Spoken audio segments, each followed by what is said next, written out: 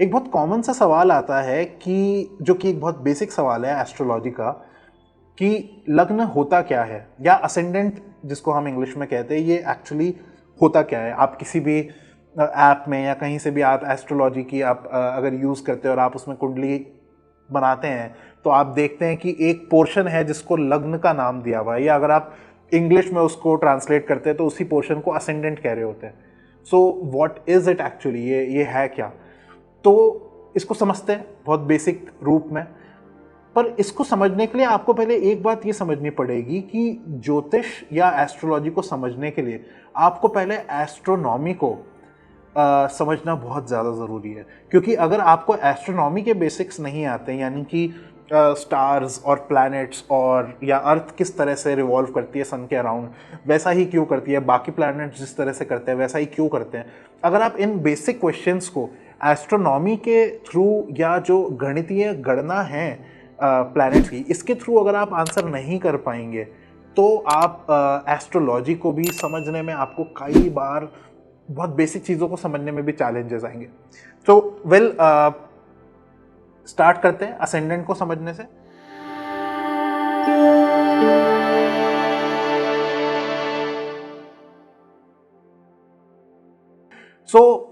Ascendant जो word है वो असेंडिंग वर्ड से बना है। असेंडिंग एक शब्द है इंग्लिश लैंग्वेज का जिसका मतलब होता है ऊपर की तरफ जाना या राइज करना।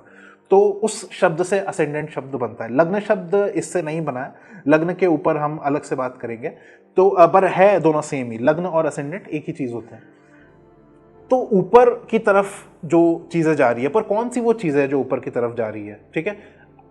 अगर आप कभी किसी बस में, ये मैं दे रहा हूँ या एक एग्जाम्पल दे रहा हूँ आपको समझ पाओ जिससे आप बेहतर तरीके से, अगर आप किसी बस में या ट्रेन में जा रहे हैं तो जिस तरफ आप जा रहे होते हैं, बाहर जितने भी ऑब्जेक्ट्स आप देखते हैं खिड़की से, जितने भी पेड़ देखते हैं, वो आप देखते हैं कि दूसरी तरफ मूव करते हुए दिखाई पड़ते हैं।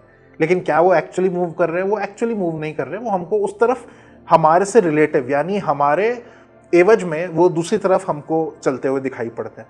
इसी तरह से क्योंकि अर्थ वेस्ट से ईस्ट की तरफ रोटेट कर रही है, अपने अपने रोटेशन के पॉइंट पे वो वेस्ट से ईस्ट की तरफ घूम रही है, तो इसी तरह से अगर अर्थ को एक बस की तरह मान लिया जाए तो इससे बाहर जितने भी ऑब्जेक्ट्स हैं वो हमको उससे उल्टी तरफ यानी ईस्ट से वेस्ट की तरफ चलते हुए दिखाई पड़ते हैं। चाहे वो सन हो जो हमको लगता है कि it is rising in the east and setting in the west, तो इसी तरह से ना सिर्फ सन पर, क्योंकि सन की वजह से, उसकी रोशनी की वजह से हमको बैकग्राउंड में दिखता नहीं है क्या तारे हैं या क्या स्काई है, पर जितने भी स्टार्स भी जो होते हैं वो ईस्ट से वेस्ट की तरफ ही जा रहे होते हैं। रात में भी अगर आप मोशन नोटिस करेंगे स्टार्स का तो वो ईस्ट से वेस्ट की तरफ जा रहे होते हैं। तो एक सिंपल सी बात समझ में आ जाती है कि देखने में ऐसा प्रतीत होता है कि चीजें ईस्ट में या फिर पूर्व दिशा में दे आर राइजिंग, या वो उनका उदय वहां से हो रहा है, ठीक है। तो अब जब आपका जन्म होता है या कोई भी समय की आप जब कंसिडरेशन करते हैं, whatever time you are considering, उस समय पर पूर्व दिशा में जो भी राशि उदय हो रही होती है वो राशि आपके असेंडेंट साइन बनता है, ठीक है। यानी कि पूर्व दिशा में जैसे सन उग रहा है वैसे ही ये जो सारे स्टार्स उग रहे हैं, तो इन स्टार से कॉन्स्टिलेशंस बनते हैं। तो कौन सा वो कॉन्स्टिलेशन है जैसे जो पूर्व दिशा में किसी भी समय पे उगता हुआ या ऊपर की तरफ जाता हुआ नजर आ रहा है, वो जो कॉन्स्टिलेशन होता है वो असेंडेंट में आता है। 3 मेजर टाइप के चार्ट्स यूज होते हैं, north Indian type chart, south Indian type chart और ईस्ट इंडियन टाइप चार्ट।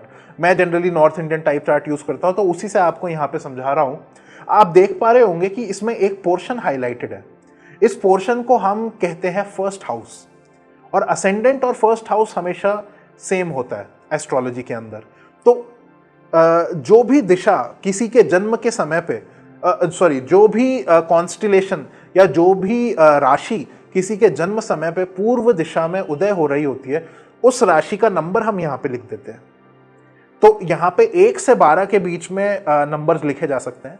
तो जैसे पहला जो नंबर है वो रहता है मेष राशि का, दूसरा नंबर वृषभ राशि का, तीसरा नंबर मिथुन राशि का है, जिसको हम जेमिनाई कहते हैं इंग्लिश में। इसी तरह से 12वां नंबर जो होता है वो मीन राशि का होता है, और आपको यहाँ पे टेबल नज़र आ रही होगी।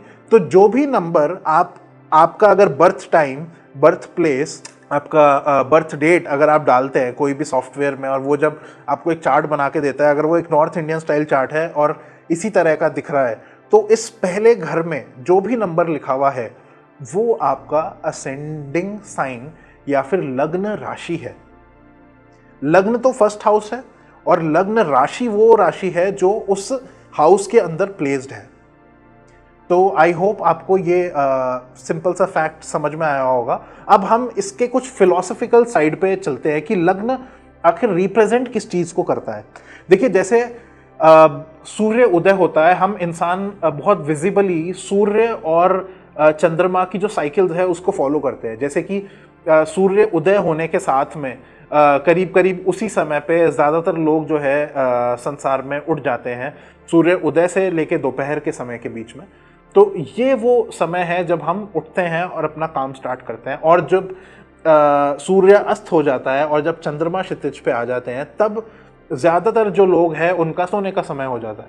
तो ये हमारी नॉर्मल सूर्य और चंद्रमा की साइकिल्स है जो हम as a human being follow करते हैं। तो क्योंकि सूर्य ही है वो सबसे पहली चीज़ जो जब पूर्व दिशा से उदय होता है तब हम उसको कहते हैं कि दिन हो गया है। इसलिए हमारे जन्म के समय पे, यानी हमारे उदय के समय पे जो भी पोर्शन ऑफ द स्काई, जो भी आकाश का जो हिस्सा है वो पूर्व दिशा से उदय हो रहा होता है, उसको हम उससे हम हमारे शरीर को रिप्रेजेंट करने लग जाते हैं। यानी लग्न को हम उससे रिप्रेजेंट करने लग जाते हैं। लग्न का मतलब यहाँ से शरीर है।